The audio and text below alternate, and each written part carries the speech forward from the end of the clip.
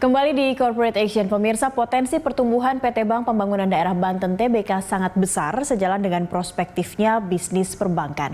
Kita akan membahas optimisme Bank Banten bersama Direktur Utama PT Bank Pembangunan Daerah Banten (TBK), Agus Syabarudin. Selamat pagi Pak Agus, apa kabar Pak? Selamat pagi Pak Jaki. Ya. Selamat pagi pemirsa semua. Assalamualaikum warahmatullahi wabarakatuh. Waalaikumsalam warahmatullahi wabarakatuh.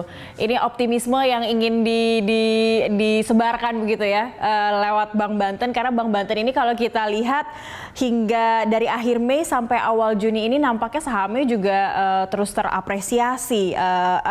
Ini menerima banyak penghargaan juga, dan sebenarnya sepanjang khususnya selama 2020 dan memasuki selama 2021 ini, apa yang sudah dilakukan oleh manajemen begitu untuk memoles kinerja dari Bank Banten sendiri, Pak Agus?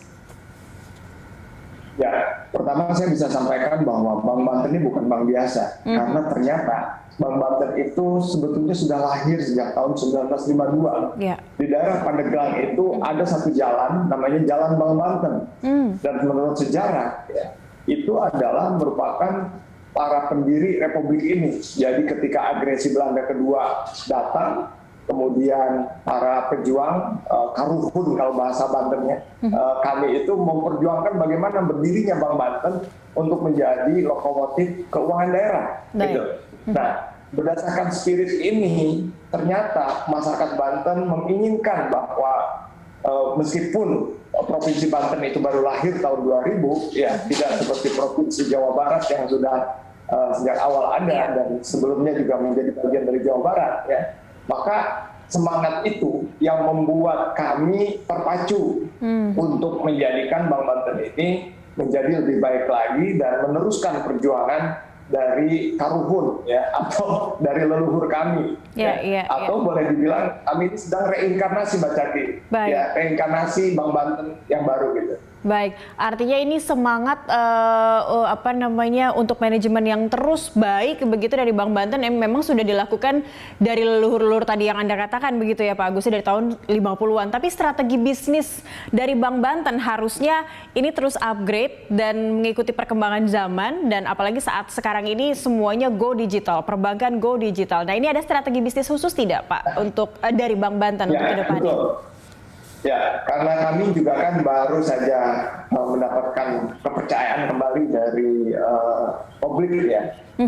Setelah sebelumnya kami berada dalam bank dalam pengawasan khusus, saya mencanangkan strategic turnaround. Ya, strategic turnaround yang saya lakukan ini ada 4 grand strategi. Ya. 4 grand strategi ini, yang pertama itu adalah bagaimana kami bisa melakukan people development, ya. Kemudian yang kedua, ya, kami berupaya untuk penguatan dari sisi permodalan dan likuiditas, ya. Dan yang ketiga, kami terus berupaya untuk meningkatkan digitalisasi, ya, digitalisasi. Dan kemudian juga yang juga penting, ya, adalah bagaimana kita bisa melakukan penyelarasan model bisnis. Nah, 4 grand strategi ini kami lakukan secara serius, dan ini insya Allah akan kita coba eksekusi dengan baik, ya, setelah RKUD kembali lagi ke Bank Banten.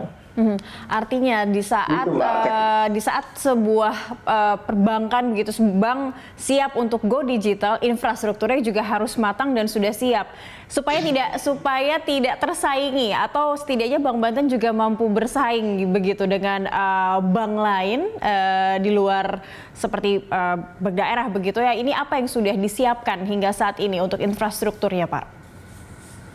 Ya, mungkin sebagaimana kita ketahui bahwa pandemi COVID-19 ini membuat semua elemen, ya, itu berupaya untuk masuk ke kemudahan dalam bertransaksi.